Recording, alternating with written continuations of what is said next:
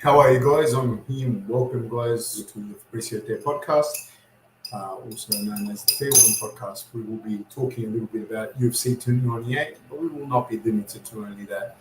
Um, best fight. I am not a hater of women's MMA. I do not understand the Dern and Lemos fight. I don't understand how that fight was the best fight on the card. You know what I mean? Like, I don't think it was. I think Whittaker and Costa was the best fight on the night by far. I would say, but I could be wrong, man. I could be wrong. Throughout says Fab, Uncle, and Scholar. Thank you, sir. How are you? Oliver Ekman says Fab, how are we? You make work fun with these. Thank you, sir. Thank you very much. Thank you for joining in. I thought Samuel will come on hopefully with some of the presentations that he has. I will try and add it on now. But no, I don't see how you could even come close to saying that was the best fight of the night. Please tell me if you disagree with me. Like, I thought that is the audio coming through the camera, is it? I don't really know what to do with that. No, I don't think it is, because tell me if is it still bad, Ekman? Yeah, I just didn't think that it was. I don't see how you can honestly say that was better, like that. The girls' fight was a better one than Costa Whittaker fight. I think the Costa Whittaker fight was pretty. There were things that I might think about it, but from a professional perspective, but I definitely think it was a better fight than the girls. So that to me was the main robbery of the evening. But I thought that it was a pretty good card, man. I was impressed with Hernandez versus Kopolov, because Kopolov looked the goods early on, and he landed. Like, I'll tell you something else. If you're not Hernandez, you're not coming back from that. That was pretty full on. Okay, just give me 1 second with this microphone. My youngest daughter might have touched it. Give me 1 sec.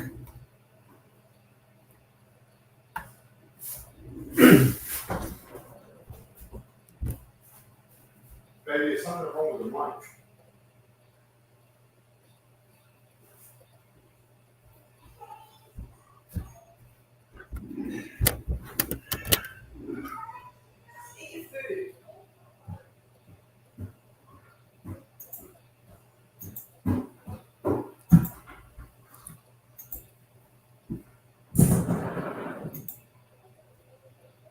Mike. It's cool. It's cool. Can you guys hear me?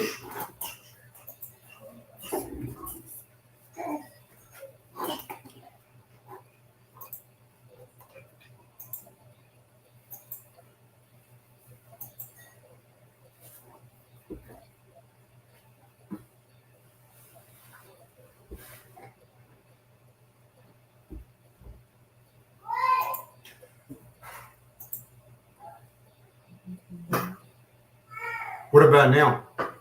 Is the mic still bad?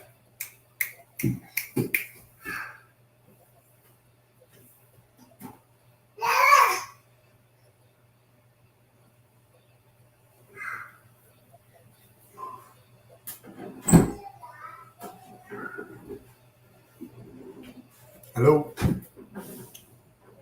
Let me know if the... What's that?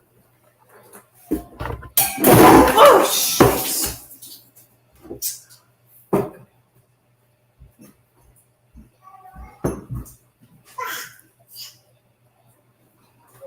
I just spilled water here.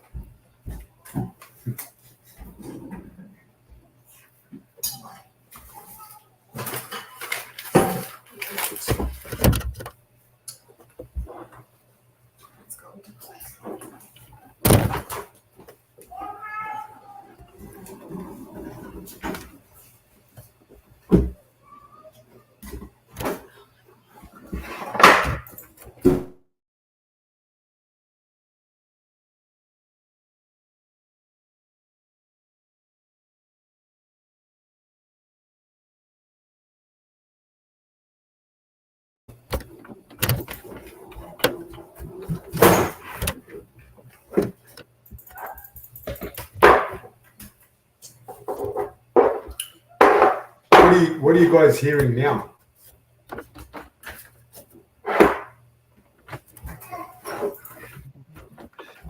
A whole mess of things.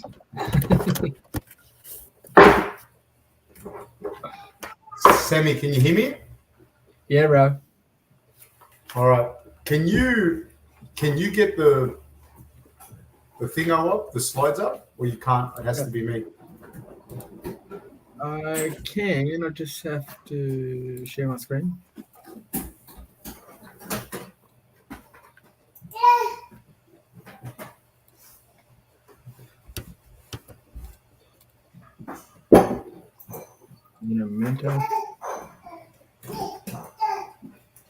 So Ekman, you still can't hear us. You still can't hear me properly.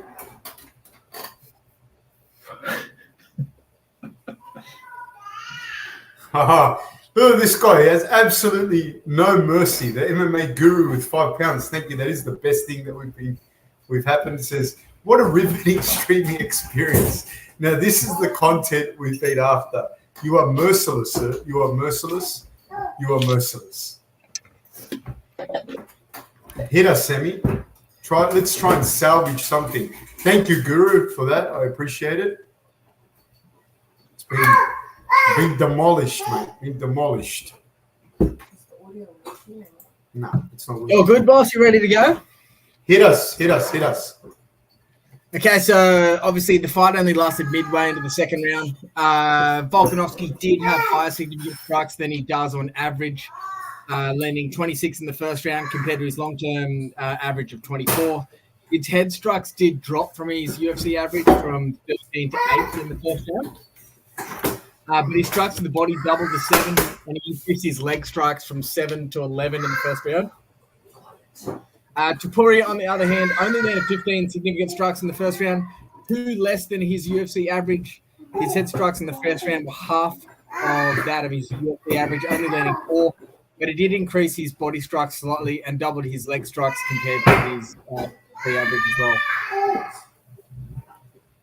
I think that the most telling thing with that fight, though, was the way that Topuria was throwing that right hand, and he was getting the timing and the distance of it throughout the fight. I was impressed with Topuria's use of the leg kicks because he did catch Alex out with a few of those calf kicks. Alex looked good. Like, Alex was outstanding in that striking him, in my opinion, obviously according to the stats. But that right hand was always getting closer and closer to Alex's chin, in my opinion, until it landed. Thoughts, Sammy? Yeah, well, in that first round, Volkanovski did have an advantage. So he, had 11 more significant strikes in that first round. In the second round, it was a lot more even. Volk only had 1 more significant strike than Topuria in that second round. They had the equal amount of head strikes in that second round. And just the slight difference was in the body and leg strikes, with Volk landing 4 for body and leg strikes, Ilya only landing 5 for body strikes and 2 for leg strikes. But we'll get into that a bit after as well. Just in terms of overall for the whole fight, in terms of their accuracy, Topuria had slightly higher accuracy, but only by a couple of percentage points. Head strikes were almost identical in accuracy. Body strikes favored Topuria in accuracy, with Volkanovski having much higher accuracy in leg strikes. So it's a very similar profile. Both of them, for their significant strikes and their strikes to the head, were slightly under their historical average in terms of accuracy. Topuria did increase his accuracy for body strikes up to 75%, but Volk well below. He's normally landing around 65% or so accuracy for body strikes. He only landed 50% accuracy. But then his leg strikes certainly outpace what he normally does. He's normally around 79%, and then he increased that percentage to about 88% accuracy. Just overall for those 1.5 rounds, I suppose. Sorry, go. No, please. I was just going to go to the next one, but carry on. Oh, yeah, go. Just in terms of overall for the full fight breakdown, Volk landed 47 strikes and all were considered significant by the UFC, while Ilya only landed 35 significant strikes. Volk had a higher work rate, attempting 30 more strikes than Topuria, 107 strikes in total. Overall, Volk attempted 68 head strikes, landing 21, while Topuria attempted 53, landing 17. For both fighters, this is an overall accuracy of around 31 to 32%. Volk landed 50% of his body strikes, with 11 in total. Topuria landed 75% of his body strikes, a much higher accuracy than what he normally does, throwing 16 body strikes and landing 12. Volk had much higher leg strikes, throwing 17 leg strikes, landing 15, with a total accuracy of around 88%. So Volkanovski was performing more or less as per usual, like he wasn't underperforming or anything, at least according to stats, would you say? He actually, like in that first round at least, obviously the second round didn't really get to finish. But that first round at least, Volkanovski actually outperformed what he normally does. He's normally, probably landing around 24 or so, or 23 to 24 significant strikes. He actually landed 26. Compared to most fighters that he's fought in the first round, at least, he performed better with Ilya than he normally does. Ilya actually only landed 15 significant strikes in that first round, and normally he lands about 17. So he was slightly under his average, where Volkanovski was slightly over his average.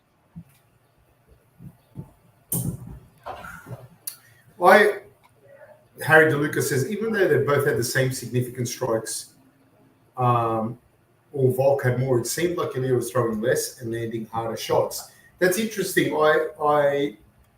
I don't know if he was landing harder shots, but I definitely kind of agree with Harry in that, at the very least, in the exchanges of the strikes, I felt that Ilya's were always harder and like they're always closer to finishing. That's what I felt. Like the right hand was always getting closer to finishing, and so I don't know if they were harder. I don't know if they were landing with any more like impact, so to speak. But I definitely felt that he was throwing the more dangerous of the shots. Like that right hand, you could see it throughout the fight, getting closer and closer.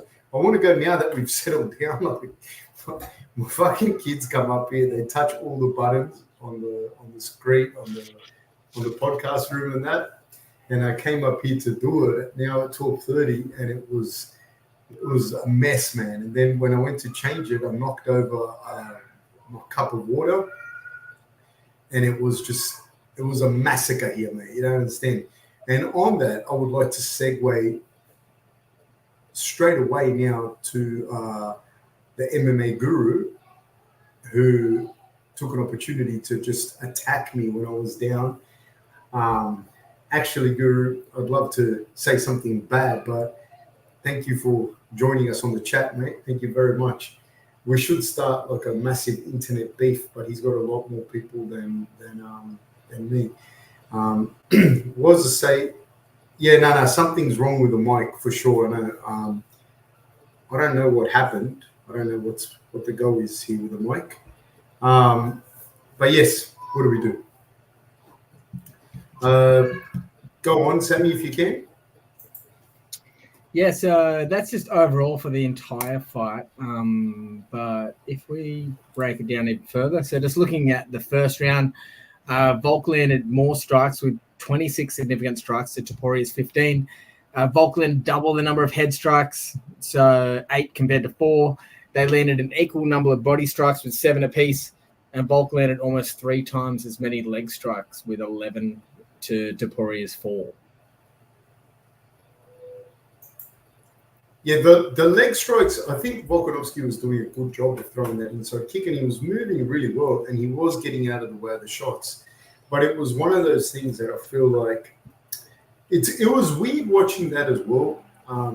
As a Volkanovski fan, it was, I can't say too much. I don't want to, think, but one of the things that I did find, it was weird watching Volkanovski not really be able to get Ilya's respect, because I know how physically strong Volkanovski is, and he's not a huge puncher. He isn't, but he's still, you don't want to get hit by him, And he wasn't able to really. There was 1 second in the fight that was for a little bit that he kind of started moving Ilya back. And I thought if that happens, then we're going to see a big turning of the tide, but he wasn't able to do it. Kenny says, I wonder why he didn't implement clinches and grappling more. I think Harry asks, does Ilya have an amateur boxing background? I don't know if he's had amateur boxing fights per se, but I do know that what he does is actual like classical boxing training, which is not enough people do it, to be honest with you. But in answer to both questions, he does have a Greco-Roman background. He did do wrestling as a young man, so I don't think it would have been easy to implement the clinching and grappling game against a guy that's started his Greco-Roman wrestling in Georgia, and although Spain isn't a wrestling country, but being in Europe, the access to other wrestlers would be huge. Somewhere along the lines, some bullshit thing started, like, people like, you have to wrestle, if you're not in the US, there's the wrestling in Europe. Well, Europe's got fantastic wrestling, man. Like, Spain itself is not a wrestling heavy country, but like, Europe is right there, you know what I mean? Kenny says, I didn't know he has a Greco-Roman background. And Cam says, what do you think about the currently ongoing Julian Assange extradition trial? I would like to stay away from like political stuff and everything. Like, I'm not going to get into that too much, or at all, really. Fuck, it's not. If Sammy can pull up the stats for that. So I don't think it was going to be easy for. I don't think it was going to be easy for Volkanovski to take him down at all. Harry says, I thought it seemed more like a game plan from Volk to throw lots of long-range strikes rather than fewer power shots, because he did show the ability to throw harder shots against Max and Zombie. Yeah, but I don't think that they're very similar fighters. Like, Max Holloway isn't a big puncher himself. He's a volume puncher, and he's tall. He's taller than Volkanovski. So Volkanovski was able to find a home for that overhand right. And Zombie, you know what I mean? He stands in front of me and he's there for the big shots. Whereas Ilya's coming forward and he's got very nice tidy boxing and he throws bombs. So that's going to be, in itself, is going to be a harder person to sit there and trade with like that. Kenny says, Teddy Atlas did a breakdown and he said Ilya looked like a pro boxer to him. He was really impressed. No, he's got like proper boxing background. Like, that's what he does. He boxes. A lot of people don't do that. A lot of people do MMA boxing. You know what I mean? Like, it's not. This guy's like obviously does boxing, and his boxing is very sharp and it's very tight. Sammy. So we've already broken down the first round. If we skip to the next one, looking at the second round. Volk landed 21 significant strikes to Topuria's 20, so much more even in the second round. Obviously, second round ended early, which wasn't really even, but just in terms of their stats. They had an even number of head strikes landed with 13 apiece. Volk landed 4 strikes to the body and 4 to the legs, while Topuria landed 5 to the body and 2 to the legs. The majority of the fight was on the feet, striking at distance, with only 3 strikes attributed to Topuria on the ground. But these were obviously those final blows before it was stopped by the ref as well. Much more. Just for that first half of the second round, it was kind of much more even. Volk did have a slightly higher output in his second round compared to his first. So if you look at his first round, for instance, Volk threw 52 strikes. And then he threw 55 in that second round. So he actually had a higher output in that second round, but his accuracy slightly dropped as well. He did have a higher output for head strikes and was landing at a much better rate as well, but so was Ilya. So, overall, Ilya had a slightly better accuracy. So you can see that in that second round, Ilya threw 28 head strikes and he landed 13. Volk threw 39, so he threw 11 more head strikes and he also landed 13. So the accuracy there definitely favors Topuria, which obviously resulted in the knockout. So, yeah. I think it's interesting as well. Like, you can't just like discredit Volkanovski without crediting Topuria, in a lot of these situations. Like, this is a young man that's coming up, and he took his fight, and that's very, very difficult person to deal with, like against a young, hungry guy that wants to, that wants to do well. It's very, very difficult. It's very difficult to deal with. I don't think it's that easy. You know what I mean? I don't think it's you can just simply say, oh no, he didn't think so. Just Cam asks, did you ever meet the Korean guy who was just convicted for 3 counts of murder in Sydney? Ever hear of him around the martial arts community? No, sir. AT says, Rob looked great. Alex looked good too, but he got caught against the fence, similar to how Izzy did with Power Time. Hopefully Alex can come back, but not after he has rested well with his family. Yes, I don't know. And Oliver Ekman says this Sammy guy is smart. I think when you're talking about with the fighters and that, it's like I'm not even talking about Alex or anyone in particular necessarily, but I'm just going to say what I say. It's like it's not about whether or not you can come back or whether or not you can win. There's a point in your career, in a fighter's career, where he has to have good people. He or she has to have good people around them that can critically reflect and critique their career and what's happening. You know what I mean? Like whether a fighter can come back and win a fight, that's neither here nor there. Like I don't think that's the problem. The biggest thing would be how much is that fighter taking on damage now, and it's a point of diminishing returns versus whatever financial gains are going to get. So if you're saying to me, yeah, he's got 2 more fights in him, there's on his contract, they're $1 million a fight each, and he can prepare for them, and this is who he's going to fight, and the fights are favorable, and he might win. That's great. But that's results, like that's a performance-driven thing that you're thinking about. Okay, can he perform? The other thing is, are you talking about the results? Because you could lose a fight and you're performing great, or you performed great at training, you're doing well, and you just got caught. That could happen twice in a row. That's got nothing to do with it. But a lot of the times people look at just the result. And so why I say that is, like, sometimes you get to a certain age and you have to look at it and go, is this guy going to get better? Or can he still win some fights? Yeah, of course he can. But what kind of damage is he going to sustain in training? What's going to happen moving forward? And for what reward? And that's more what I look at than if just this fight or that fight, or this guy looked great or this guy didn't. Sometimes you win, and sometimes I don't think guys look great in wins, and they've looked good in losses, B. Johnson says, has Costa dropped some size at middleweight for his last couple of fights? I don't think he's dropped significant, like huge amounts of size. I really don't think that. Harry says, a lot of people were making comments about how Volk was defending the overhand right, saying it wasn't the right way. What would be the better way to defend that? The problem with that, right? People say that, but had he have won, they'd say he was a genius. And so he was kind of slipping to the side of the right hand, but to an angle and out to the right.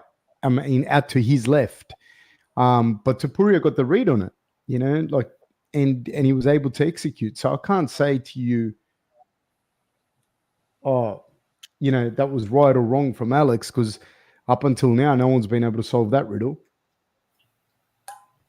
AT says, I wonder what effect Craig is having on Alex. Amazing grappler who I'm sure could teach a thing or two about breaking ankles, knees, and feet is the correct term there. But in fairness, though, nothing against Craig. Craig's phenomenal, obviously one of the best grapplers in the world, whatever. But Alex was well and truly champion way before that. You know what I mean? So you got to credit his old training coaches and whatnot as well.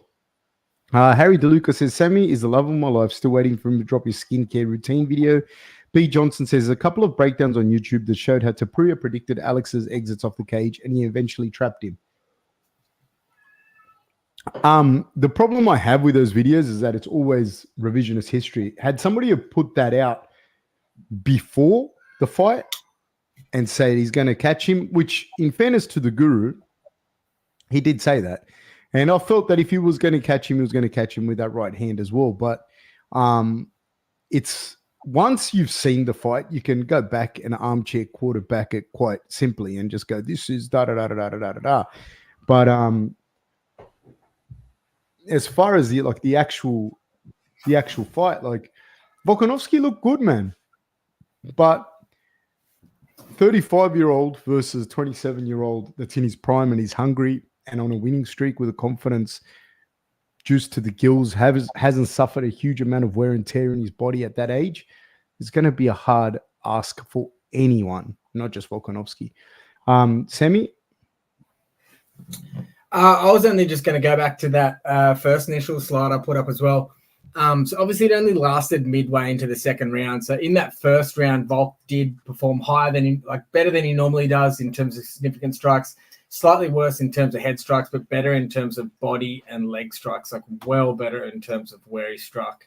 Obviously just not the head strikes.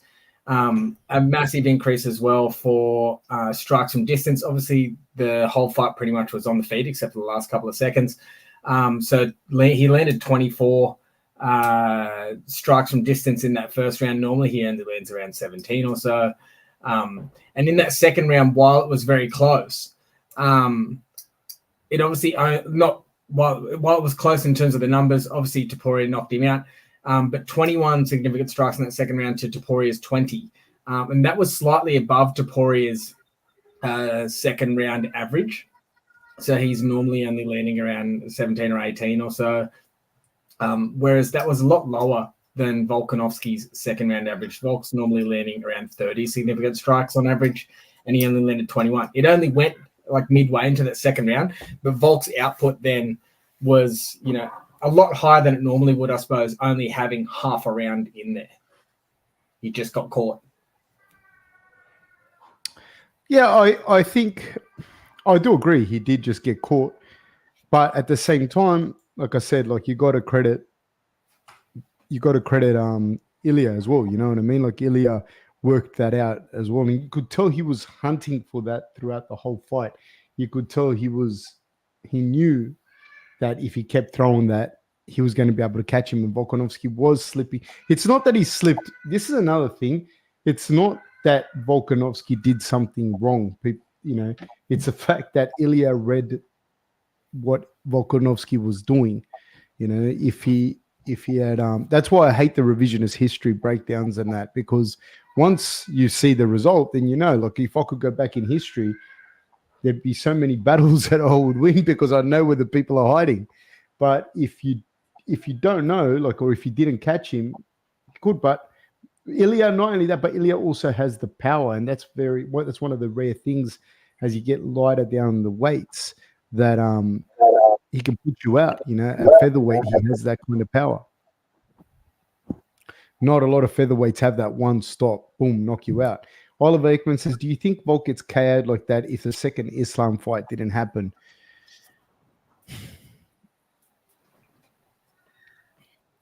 The way that happened, yes. Yeah, because it was like a big shot that hit you flush. But at the same time, like, I don't know about, and again, I don't want to criticize people. I know his coaches as well, I don't personally know them. So I'm not sitting here saying, I can't say whatever. But the way he got hit then wasn't like he was trading and he got hit with something like that would have knocked out a mule, that shot. You know what I mean? It wasn't like that particular way. It wasn't really based off of that. That shot was he had his movement patterns read by Ilya. Do you get what I mean? And Ilya was able to capitalize on it. So I don't think that would have changed things. Could things be looked at differently? This is another story, but that was more the read by Ilya Topuria and his trainers to be able to pick up on those movement patterns and execute on it. That's how I see that. Harry DeLuca says, I think he does. Harry DeLuca says, according clean. B. Johnson says, the only way you can argue it doesn't KO him is if his confidence was somehow shook from the Islam KO and it made him fight differently.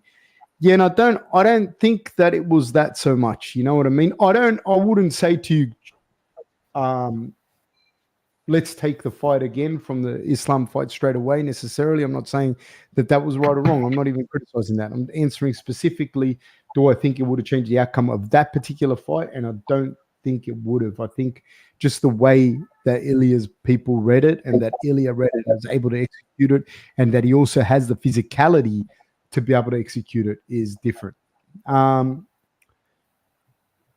B. Johnson says, to be honest, I think he was fighting a bit differently, but not that much. Yeah, but also you have to allow for the fact that he's fighting a very different fighter in Ilya than the other guys that he's fought.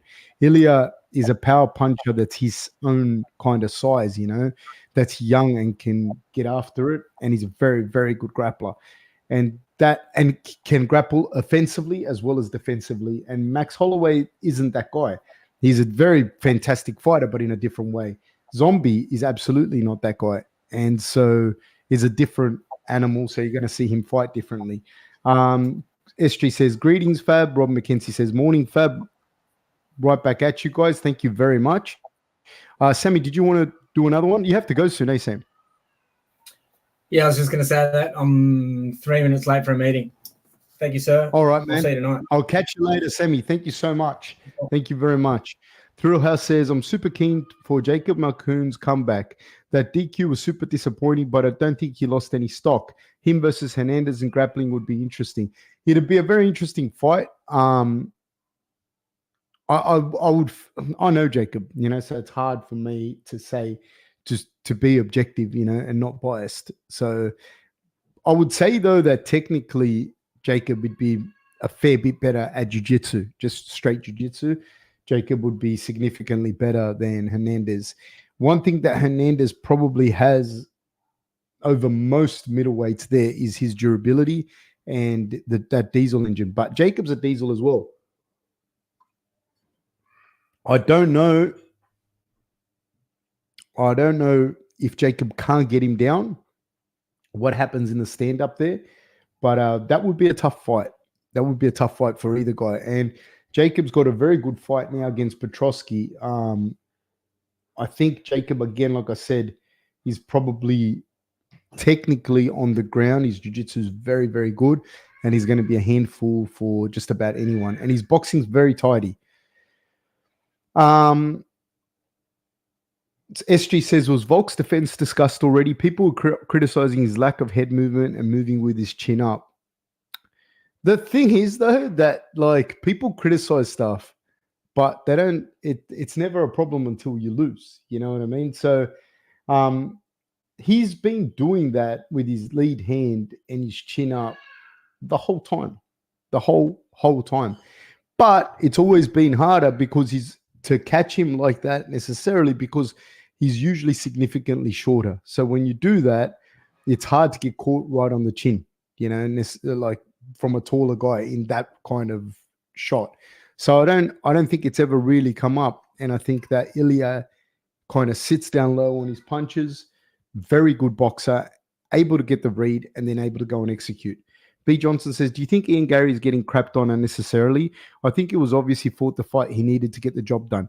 I think he showed that he passed his test. That was my honest opinion on the fight. I think that Jeff Neal is the best guy that he's fought, and he beat him clear. You know, he beat him clearly. And I don't know if you say unnecessarily because, you know, if you mess with the bull, you get the horns. And he's a guy that, you know, talks shit. He does talk shit. He says stuff about people. And then he's got like, like, you know, that thing of people with glass houses shouldn't throw stones. That's him. You know what I mean? And so I don't know if it's unnecessarily or unwanted or unwarranted because, man, like when you talk like that and like there's people that like McGregor, for example, like you can't anything that's said to him or that happens or that he does, like I don't wish him bad, but I'm saying like you can't be like, oh, he's such a good, humble, good guy, like which fucking surprises me when people say that about him. So, you know, anything that someone says or does there afterwards, it's like, fuck, it's kind of fair game, isn't it? You can't throw a trolley through a bus window. I'm talking about McGregor. And then anything that happens thereafter, say all sorts of stuff about people's families, religions, dead fucking family members, and then you're a victim if that it doesn't work that way. And the same thing with Ian Gary to a lesser extent, I suppose. You can't get out there, get on the mic, say shit to people, talk the way he did with Neil Magny, and then when it comes back, like you're anything, you just have to take it on the chin. SG says, who do you see being a tough fight for Ilya at featherweight? Max, I think Max would be a problem for sure. I'd like to see him fight Max. I think Max would be a big problem because Max, the way they match up is interesting as well because Max is such a good boxer, but he's a volume boxer and he doesn't mind, like, he's got such a good chin as well, Max. So, yeah, Max would be interesting at featherweight with Ilya. I don't know if that he'd beat him, but it'd be interesting. I think Max does get hit, though, and he was hit by Volkanovski with that overhand right, and the right hand and the left hook are Ilya's biggest punches, and he throws them really well. And so, I don't know, is he going to be able to crack Max like that? B. Johnson says, people forget that Jeff Neal cracked Shavkat pretty hard too. He absolutely did. Like, Jeff Neal's no pushover. That's why I said Ian Gary, as far as just a fighter, and that's what I try and keep this to, just the fighting. As a fighter, he definitely showed that he passed his test in Jeff Neal. Like, that was a tough fight. Like, Jeff Neal's no easy fight for anyone. Cooper Marion says, I feel like I'm too bummed to even break this fight down. Oh, man, I was going for Volkanovski, man. I was definitely going for Volkanovski. This is, but it's also like, this is fighting, dude. This is fighting, and this is what happens. And, yeah. Harry DeLuca says, I just watched the Gary fight a couple of minutes ago. I don't know why Neal kept dapping him up. He just let Gary keep getting an idea of range and stop all the momentum. There was a lot of dapping up in that it's still, there was way too much it was just weird. It also, I think, like, I'm okay with you touching gloves at the start of each round. Even that's a little bit much because it kind of takes a lot of stuff out of the equation, right? It takes flying knees out of the equation. It takes big driving double legs right off the bat out of the equation. So that's number one. Number two, though, is I'm okay with a fist bump in between, like maybe some sort of real quick thing. But I feel like when you're in the moment, and just fight. Do you know what I mean? Just fight. Yeah, it breaks the momentum of what you're doing. You know, it's like when you're rolling with people and they start talking, like, I just fucking don't understand. Then this is just a training. Why do you need to fucking talk in the middle of a grappling round? SG says Ian Gary versus Wonder Boy or MVP would be a banger. It would be a banger, but I like I said, I don't feel like Ian Gary's a young guy. He's had his fights with guys that he's had these fights with the Neil Magnies and whatnot that I feel are fair fights for an up and coming guy. Now he's been tested with Jeff Neal. Now you have to see him really. I think that Wonder Boy and MVP are past it a little bit, and a young guy like this needs to go. Now he needs to go. You know what I mean? Madalena, Burns, that kind of guys. These are the guys he needs to get after right now. You know, that's what I'd like to see with him. B. Johnson says, I think we're almost all Volk fans in here. We're all so gutted. B. Johnson still can't help but be super impressed by Topuria, though. Got to respect the talent. That's what I mean. Like, you can't, like, it's beyond me how people can only focus on Alex, what Alex did. Dude, Topuria is no joke, dude. I don't think Alex did anything wrong. Like, I mean, could he have moved it differently or whatever? I don't know. But Alex has been doing that for a long time, and I feel that he's been able to get away with it just because he's a shorter guy. Most of the time, he's a shorter guy. If not always. I think he was even shorter than Topuria, but these two were much closer in height, and I think that would have been hard as well for both of them, in particular for Volkanovski. SG says, have we talked about Mirab yet? This guy is a literal machine. Yeah, man. I think we did one of his fights that he was a silver medalist, I think in 2019 at the Sambo World Championships, if not later, like maybe 2021, you know, and which, by the way, that Russian dude, Stepan, whatever it was that beat him, he should be in the UFC. But yeah, this guy's a very high level guy, man. Very, very hard dude to keep off here. I feel that Cejudo's a little bit undersized at bantamweight as well. And I think whilst he still can beat most guys, he's definitely lost a little bit of a step for sure. Thrill says, I didn't realize Rob was missing a tooth until this fight week. Also, don't see why certain fighters get veneers during their fight career, just asking for unneeded maintenance and dramas there. Yeah, there's a lot of surgeries, like surgeries on your cauliflower ear when you're still wrestling and fighting, I think is crazy. You know what I mean? SG says, I saw a meme of Merab picking up Henry superimposed onto a burning house. The caption read, Merab rescues child from house fire. How dare you, sir? How dare you? Nah, he's very, very good, man. But that's why, that's another reason going back to Ilya and that and drawing a comparison between the two. So Ilya came up doing Greco-Roman wrestling in Georgia. Like in those countries, in the Caucasus, like grappling is not, it's like, I don't know, like swimming in Australia. Everybody's done it. Everybody has swum at some point. That if you grew up in Australia, the chances of you not having undergone a swimming program, I'm not talking about you moved here from the Sudan when you were 17 and you don't know how to swim. This is a different story. But I'm talking about if you grew up here in Australia, you did all your schooling here, and unless you had some sort of something was wrong or whatever. But if you're just a normal kid that went to school here in Australia, you would have learned to swim.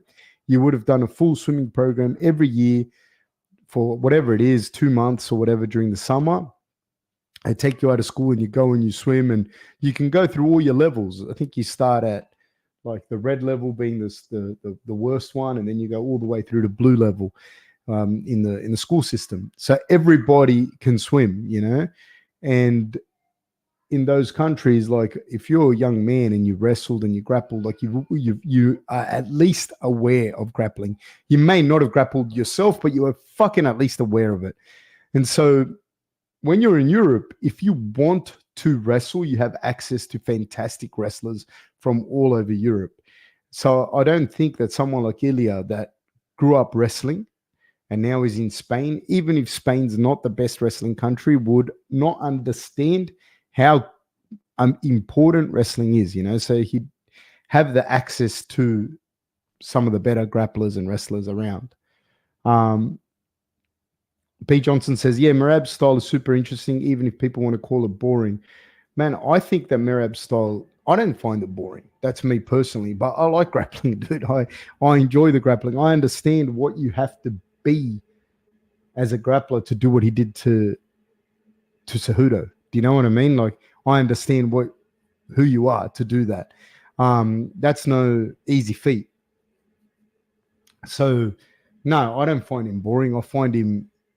I actually like watching his fights, you know, but I like grappling, you know what I mean? I didn't find Jake Shields or Ben Askren boring, but that's me, you know. I don't find Colby Covington boring as a fighter. As a person and his antics, I don't really care for it. But as a fighter, I enjoy it because I like grappling. I understand grappling. I see what's happening. So I enjoy dudes that can actually impose their grappling on you in that fashion. B. Johnson says that fight against Yan is legit, one of the most insane displays of cardio ever. Yeah, and even with the way he did it to Aldo, just pours it on, and they can't keep him off him, and he just keeps picking up that leg and just working, you know. And you can see what that is, like what he did to an Olympic gold medalist. Even if he was a little bit undersized, even if he was a little bit past his prime, he still got the better of the grappling exchanges, and you have to respect that. SG says, I've got a feeling he gets chinned against O'Malley, however.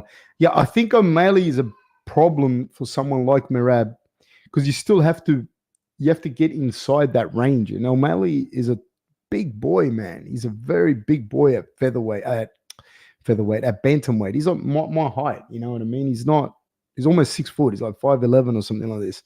5'10", 5'11". This is a big guy at bantamweight, and he can crack. You know, he can definitely crack, and he's got good takedown defense. So it's not going to be an easy fight for any bantamweight.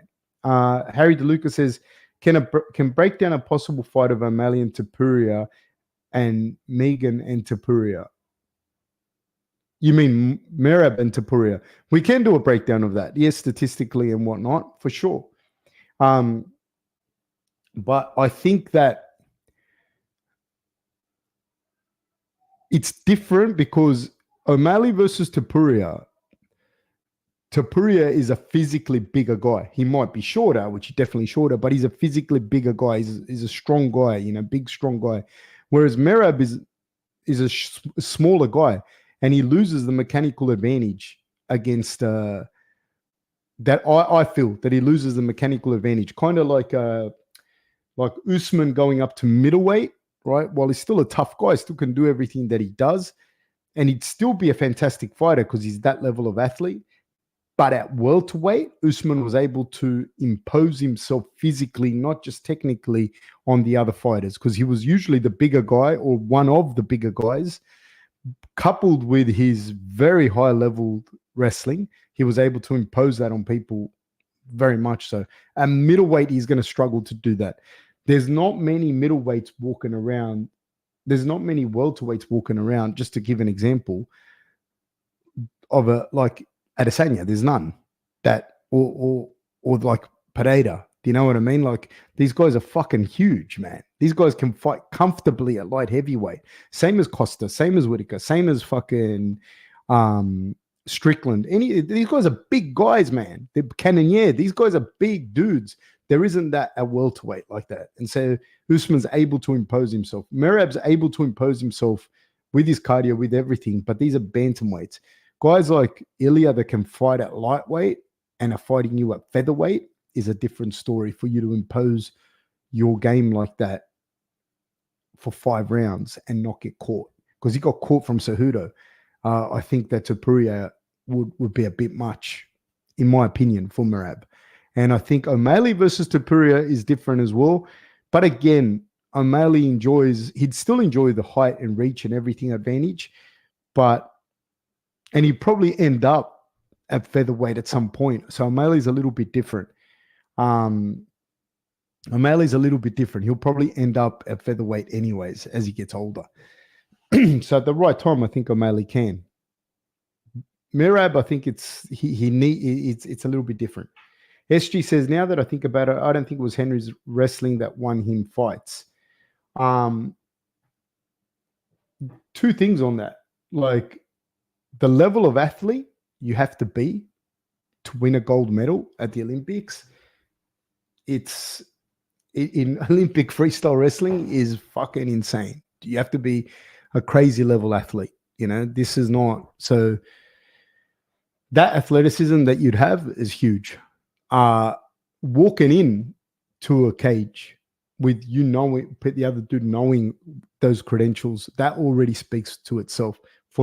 The other thing is, wrestling for wrestling necessarily is not at that level. It becomes a game. So you might be Olympic gold medal wrestler, but your wrestling for MMA is not any better than a guy that was 2-time All-American wrestler, because it's different. It's a different thing. It becomes a very, very specific chess match at these highest levels of that sport. But the fact that he's an Olympic gold medalist level wrestler and would definitely have helped him win the fights. This is a mute point. For sure he would have. Just he didn't go out there and grapple fuck everyone, but it allowed him to pick where he wanted the fights, for sure. B. Johnson says, let's hope that fight actually happens. O'Malley is being annoyingly picky as a champ, already talking about not fighting Merab.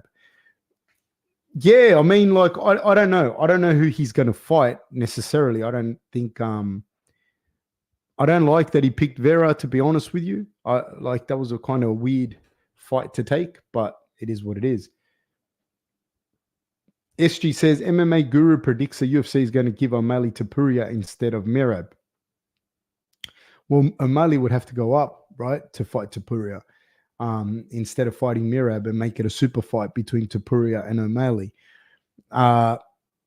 If O'Malley beats Topuria, I don't think he'd come back down to bantamweight, though, because I don't think O'Malley's going to fight Topuria just like, you know what I mean? Just go up there like that. No, I think he's gonna.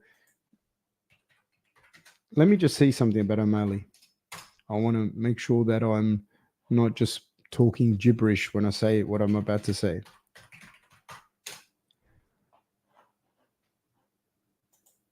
Because he's young, but he's not super young. Like he's 29 years old. I think he's going to end up at featherweight anyways. I don't know if they do that fight, man, he's got the frame to be able to fight. But Topuria, man, is a big dude. Like he can fight at lightweight comfortably the same way that Volkanovski can. And so that's a tough fight for O'Malley, I think. It's a tough fight for Topuria, but it's a tough fight for O'Malley. Like he can go anywhere in the fight too, Topuria. Topuria can really grapple as well. And he's a big puncher and he's bigger than O'Malley, like physically bigger than O'Malley. Not as tall, but a big guy. This is not an easy fight. SG says Kamaru walked around at 200 pounds at welterweight. That doesn't mean anything. It's not just that, it's your frame. Like, do you know what I mean? This is, people don't understand this. It's like they go, this is what the guy weighed. Like you can walk around even heavier, but it's your frame. When you see a guy like Israel and you see him walking around, he's 6'3", 6'4". He's not a little guy, dude. Like I've met him, I've been in the corner with him. He's a big guy. I've met Usman as well. It's a different thing. And it isn't to say that Usman hasn't got the physicality. This is not what I said either. It's not that Usman hasn't got the physicality to compete and even do really well, even be champion at middleweight. But does he enjoy the same mechanical advantage that he did when he fought at welterweight? No, he did not. No, he would not. You know what I mean? The same as Khabib. Would he enjoy this? Would Khabib do well at welterweight? More than likely. You know what I mean? Depending on who's there. But would he enjoy the same mechanical advantage that he does at lightweight? No, he doesn't. Would Volkanovski enjoy the same mechanical advantage at lightweight that he does at featherweight? No, he wouldn't. That isn't to say that he doesn't do well at lightweight. SG says, I think if Yan can crack O'Malley the way he did in their first fight, Topuria can do it more spectacularly. I do tend to agree with that, 100%. Yan classically is a better boxer, though, in my opinion. He's just fucking tiny. And so I do agree with you that if he can crack him, Topuria can crack him, and Topuria is bigger and he's a better grappler. So I do think that Topuria would beat O'Malley. SG says, I don't see Topuria overextending on exchanges and giving O'Malley opportunities to hit him flush. I don't know. Do you know what I mean? I don't think so. But he does, like, the dude puts into his punches. But I do think that Topuria can out-grapple O'Malley. I do think that as well. I think that it wouldn't just be like he's going to go in there and has to box him. Like, he can take him down. SG says, I just realized Yan is taller than Topuria, but he's not as big as Topuria. Bo Rowe says, shout out, Bo Rowe. Yeah, like Yan is like a smaller guy. Like Topuria is a put together dude, man. He's had fights at lightweight, did well at lightweight as well, like beat Jay Herbert at lightweight. Yeah. So I don't necessarily. I think it'd be hard. It'd be a hard fight for O'Malley at that weight, you know. And I do think that a lot of the times people lose that advantage that they had at that particular weight. Sometimes it's for the better, sometimes it's for the worse. I think that at heavyweight, for example, Pereira starts to lose mechanical advantages that he did have at middleweight and even at light heavyweight. I think against like a Jamal Hill, like that's a tough fight because Jamal Hill is a big, strong dude as well. And at, say, for example, middleweight, there's not that many guys that are bigger and stronger than Pereira.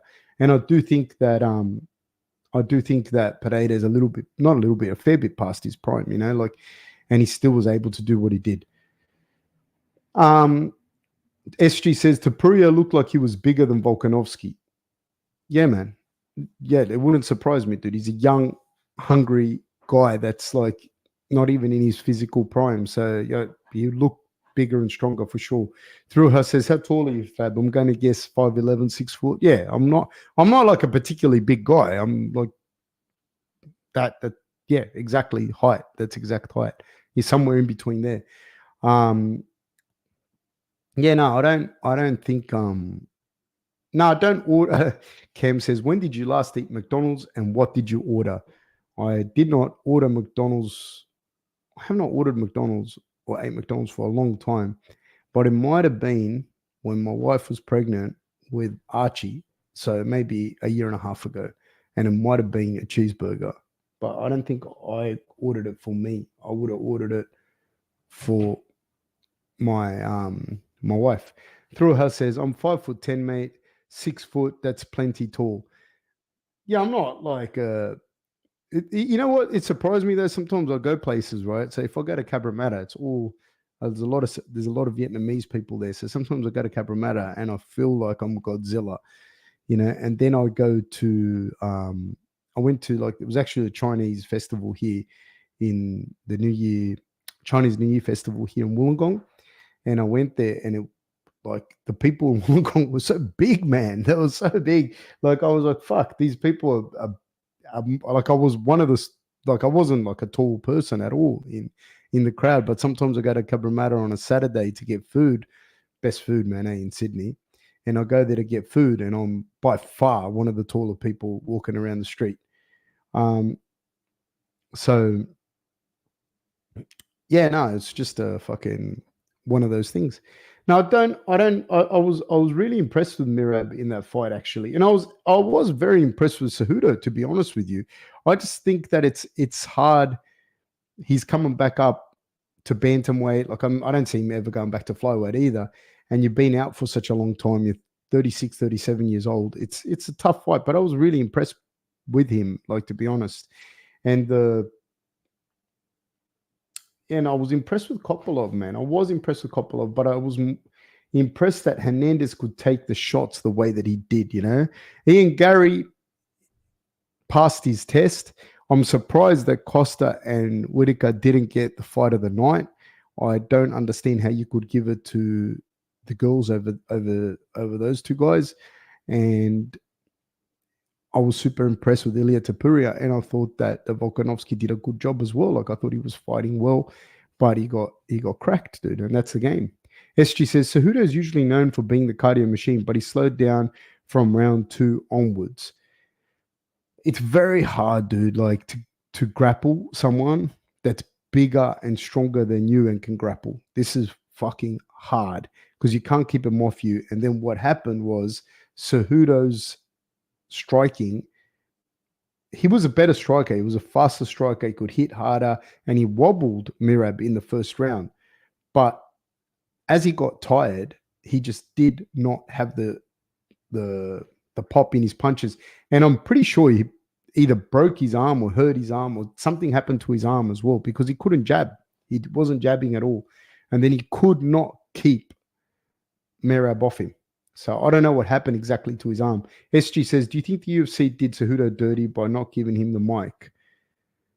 Yeah, I think they could have given him the mic for some of the dumb shit people have said on the mic. They could have given it to him. He wouldn't have said any worse. So I don't see why they didn't or why they wouldn't. You know what I mean? So, yeah, he's a man. Like, Cejudo knows his shit. Like, if you listen to him about fighting and that, the problem is as well, because he does this shtick, you know what I mean? Like you kind of see him as a certain way. He's the Captain Cringe, you know, but he actually like, man, this guy's pretty much the best to ever do it. You know, like 2 different weight division belts in the UFC, gold medal in the Olympics. If you're going to listen to someone, listen to him.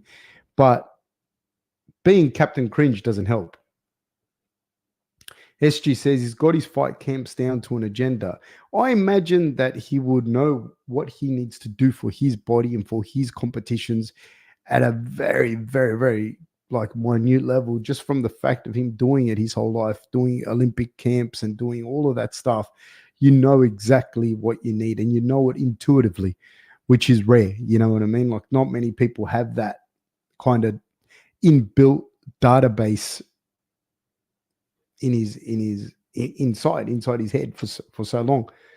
SG says, for a guy who talks all that trash, he's got top tier fight IQ. Yeah, like I said, like you can't have that kind of database and not have it. You know what I mean? Like he definitely has been doing this for so long, combat his whole life, really.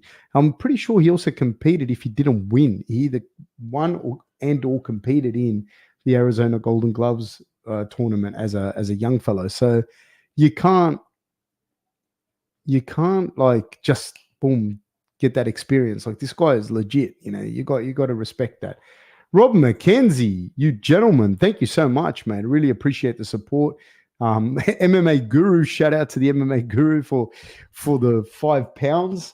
What a champion, a legend. Thank you, MMA Guru. I appreciate it, man. And yeah, look, he's not, because he's such a cringy dude. He is a cringy dude. You forget that he really is what he is. He really is that level expert. SG says he's also had an incredibly tough childhood. Yes, he has. His brother wrestled as well. They got like there's a pedigree of grappling there. He's legit, man. He is what he is. You can't take that away from him as far as an expert in what he does. So I definitely listen to him, but it's hard to get past the cringiness, man. It's hard to get past the cringiness.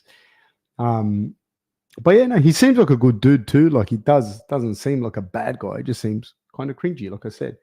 Rob McKenzie says, got to go to Bunnings. Have a good one, Fab. Have a good one, Rob. Eli Clutch says, hey, Fab, good to see you on here, mate. Thank you, sir. How are you?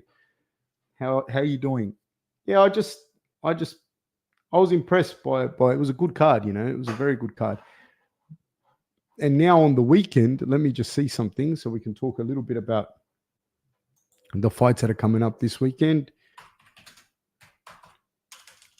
Or whichever weekend it is.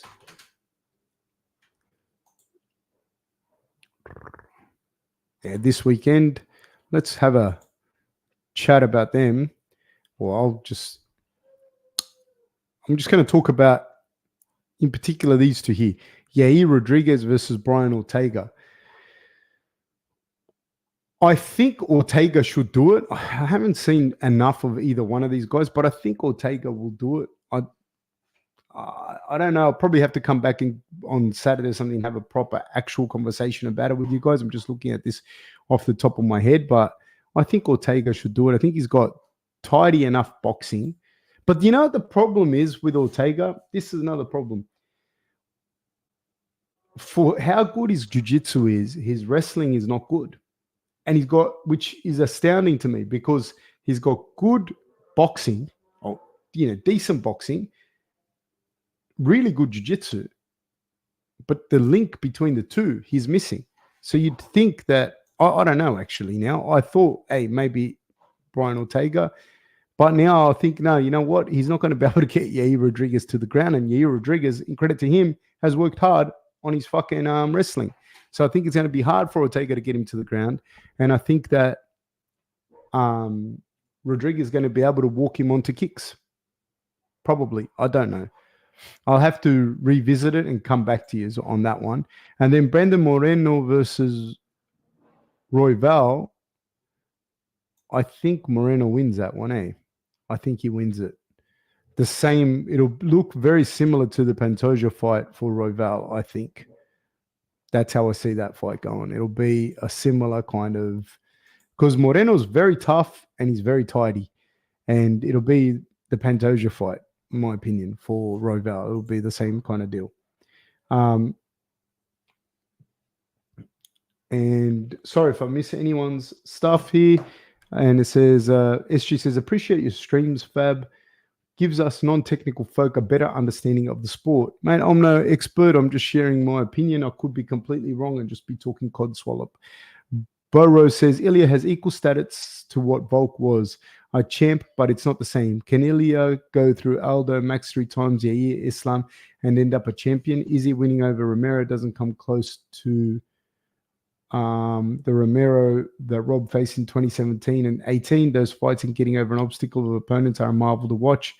Yeah, but you can't compare people outside of their eras. You know what I mean? Like, I think that you just have to appreciate people for what they have accomplished and what they've done. So I think that right now, Ilya fought and beat Volkanovski. He's fought and beat everyone that they put in front of him. And, he beat Emmett. He beat, what's that fellow's name? Oh, I can't think of his name. But anyways, he's fought some tough guys, and there's no joke. Like, up until this point, it was like he hasn't fought the same level as guys as Volkanovski. But now with Volkanovski on that resume, man, he looks good. He's done what he's had to do. You can't really compare people outside of the era. SG says, apart from Volk, Ortega has gotten away without fighting proficient wrestlers. Yeah, I mean, and Volkanovski's not like just a wrestler, so you've got to give Ortega that. But no, you would think that Ortega himself would have better wrestling. Yeah, so no, sorry, Burrow. My apologies. I don't. Sometimes when people write stuff, I can't like the inflections and that I can't get out of it. So yeah, I think it's going to be an interesting. It's going to be interesting to see what Topuria does in that division, and it also depends who Topuria gets at what particular time in their career. I think that. Like, say, for example, middleweight right now it looks a certain way, but you have guys that are 28, 29, 30, and you got guys that were young and now they're 32, 33, 34. So in 3-4 years, these guys that, like an Imavov, for example, you don't know what he's going to do. You don't know. He could end up champion, in the next couple of years as he matures and he gets a little bit better. And those guys at the top start to get a little bit older. And then you have the guys that are coming up as well. Like, you don't know what Bo Nickel's going to look like. You don't know what Chimaev's going to look like. You don't know if Aliskarov is going to fit, like, just hit a stride and just go over it. Nursultan, these guys are fucking some really good guys coming through. Bryce Mitchell, that's who I was trying to say. Surprised, but Cooper Marin says, do you think the first Yair versus Ortega fight should be considered a sub? Yair had him in a deep armbar and Ortega dislocated his shoulder trying to rip straight out. My thoughts on stuff like that are, if you fight someone and you injure yourself in the fight, even if it's remotely due to something that happened in that fight, you lost the fight. Do you know what I mean? It'd be different if you said to me, Ortega was walking out to the fight and a light bulb or a light fixture fell and hit him in the head, or he was fighting in the cage and a light fixture dropped and hit him in the head.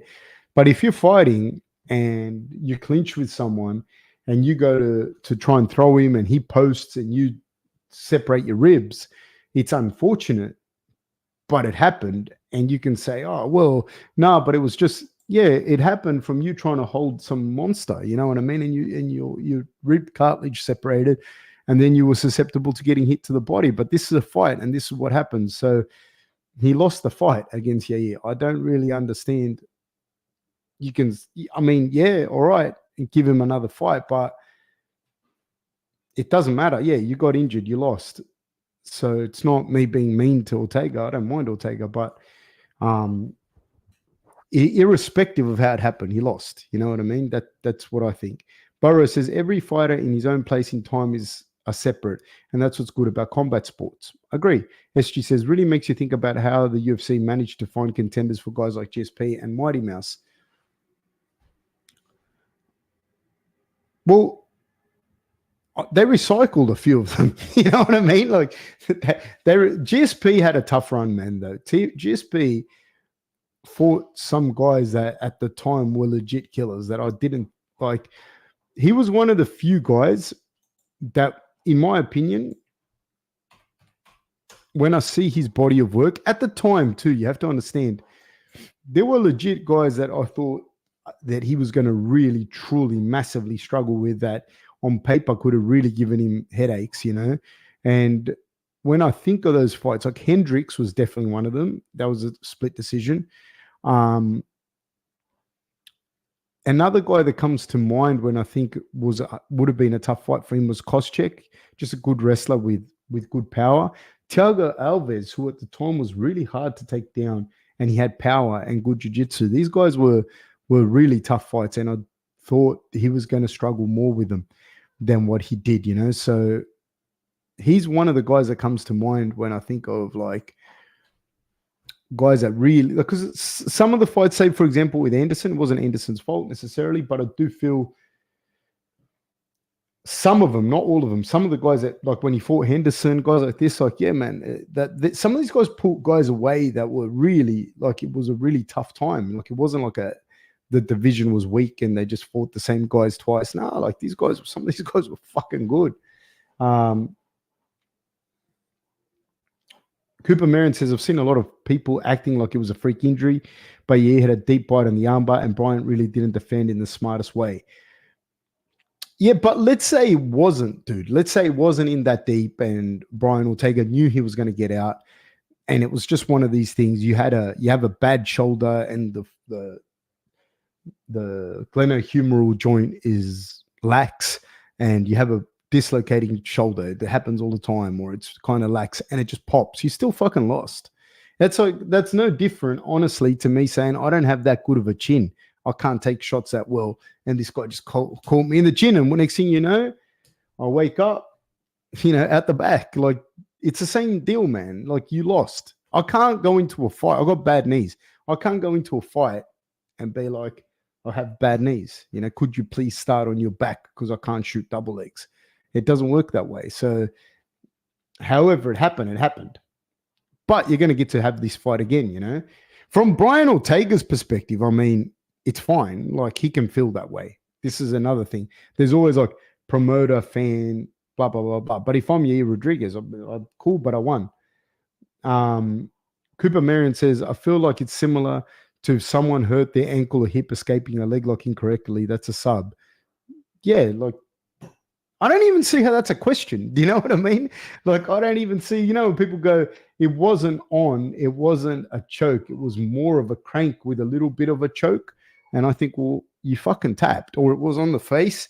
Granted, if you're showing a technique in the gym, and you need to, this is the difference. But if you're actually rolling with someone and they catch you, and it's done, mate. It's over.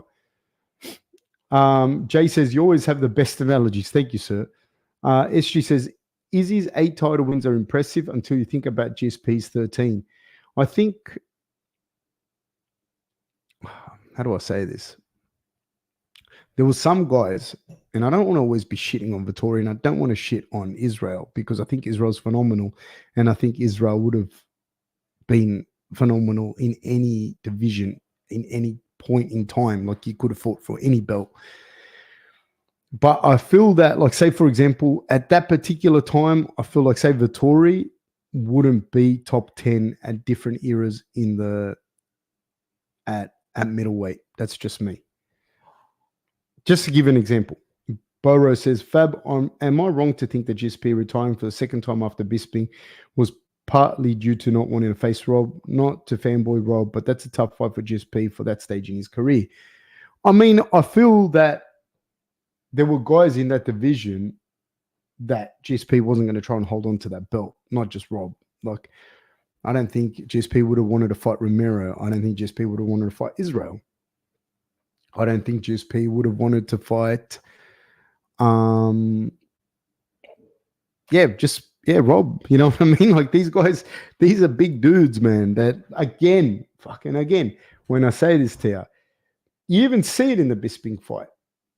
Whilst GSP was jacked, and I was there, like, I saw him. You know what I mean? I saw GSP that night. Or was I there? I don't know if I was there. But anyways, GSP's not as big as Rob in that. Like, he's not. And again, he's another example of a guy that doesn't enjoy the same mechanical advantage at welterweight that he does at. I mean, he would not enjoy the same mechanical advantage at middleweight that he does at welterweight. He just doesn't. Now, is he technically good? Can he win the belt at middleweight? Well, fuck, he did. He did it. But does he enjoy that? He wouldn't have that stellar run. There's no way. The guys are just bigger. You know what I mean? They're just bigger. They just have different range, different frame. It's not just about walking around weight. It's about your frame, your size, just a different kind of human being. Like, it's a different. It's like the true middleweights compared to true light heavyweights. True light heavyweights are basically heavyweights. You know what I mean? So SG says, I'm a huge fan of Rob, but I can't help but favor GSP against 2017 Rob. I don't think that GSP would beat Rob. I just don't. Like I said, like I just finished saying, like I think just Rob's bigger, faster version. Do you know what I mean? If they fought at welterweight, I'd favor GSP. If I know what at the time that Rob was a welterweight, he just wouldn't have been able to, you know. But at middleweight, after Rob beat Romero, I don't see how you can favor GSP over Rob. Do you know what I mean? I would. Oh, fuck, we wanted that fight so bad. Do you know what I mean? Like, to be honest with you, that's the only thing I'm going to say of that, because it's a different animal, dude. It's a hard thing to hold someone down that's bigger than you for 5 rounds, that not just bigger than you, but that can move the way that he does. You know, it's not, no. And I don't think that somebody says BSP got colitis after the Bisping fight. I don't know anything about that. All I know is that at that point he wasn't going to. It'd be fucking dumb if I was his manager. I would be like, "What the hell are you doing to fight? Who are you going to fight at middleweight now? You're going to fight Rob. You're going to fight Romero. You're going to fight fucking Adesanya, who was coming up on a tear. No, you're not going to do that. You've done it. You're the best ever. It's like Khabib coming back now to fight at lightweight, at lightweight or at welterweight. Well, for. You know what I mean? You've done the right things. You've walked out of it. And you got to also understand there's a thing like you've walked away from the fight relatively intact from the fight world. You've made a ton of money. You're relatively intact. Like, there's a real risk. If you've got smart people around you and you're that level and you've done what you've done, you just call it a day and walk away. If you can do that, man, you've won. Cooper Marion says, I feel like you it was more of a crank than I guess you should learn to defend cranks and chokes. You shouldn't let anyone grab your head anyways. You know what I mean? Bo Rose says, agree, GSP wasn't going to come back to fight tough fights. Look, I understand what you're saying, Bo, and I fully agree with you. And I don't think that Bisping wasn't a tough fight, but we all know what. Yes. SG says, GSP was small for a welterweight too. I don't think he was small. He was just the right kind of size for a welterweight. He just wasn't. He wasn't small, dude. He wasn't small at all for a welterweight. But to fight at middleweight and to fight consistently at middleweight, the frame's different. You're a different frame. But technically, GSP's so good he can do it. Jay says GSP definitely picked his spot and dipped. I don't think it had to do with I don't want to fight that other guy. I think it really was as simple as let me go grab this trophy while the picking is good. And then he did it. And then what else are you going to do? Are you going to stay around and get beat?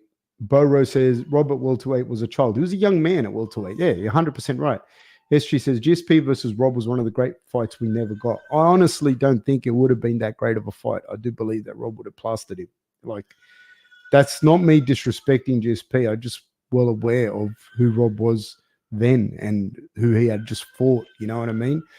And I don't see over 5 rounds GSP holding Rob down. Like, no, it wouldn't have happened. K1 says, Holtzkin says, what style do you think can beat Topuria, Yair, or Max? I think Max beats Yair. I think Topuria beats Yair. I don't think Yair beats either one of them. And I think that